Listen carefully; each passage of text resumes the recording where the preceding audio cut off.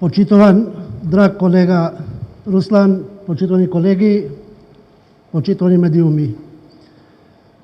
Секако на почетокот сакам да се благодарам на поканата која што безрезервно ја прифатив и денеска сум тука за да изразам лична и институционална поддршка на Врховната Рада и на пратениците на Врховната Рада, на поддршка на граѓаните на Република Северна Македонија, на Украина и на украинскиот народ. Република Северна Македонија безрезервно се приклучи кон сите рестриктивни мерки преземени од меѓународна заедница кон Руската Федерација и тоа ќе продолжи и понатаму да го прави.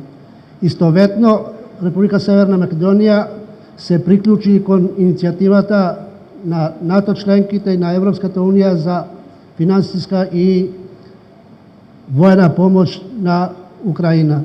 Секако ќе се приклучиме и кон намерите за обнова на Украина по завршување на ова безмислена војна. Денеска имавме прилика на лице место да ги гледаме и да ги видиме злоделата кои што ги учинила Руската Федерација на тло на Украина и кон украинските граѓани и затоа после оваа денешна посета и лично и институционално ќе бидеме ангажирани таа злодела добиваат соодветно име, а никакво друго име освен геноцидни дела. Секако на крајот уште еднаш да благодарам на поканата, да живее Украина, да живее украинскиот народ.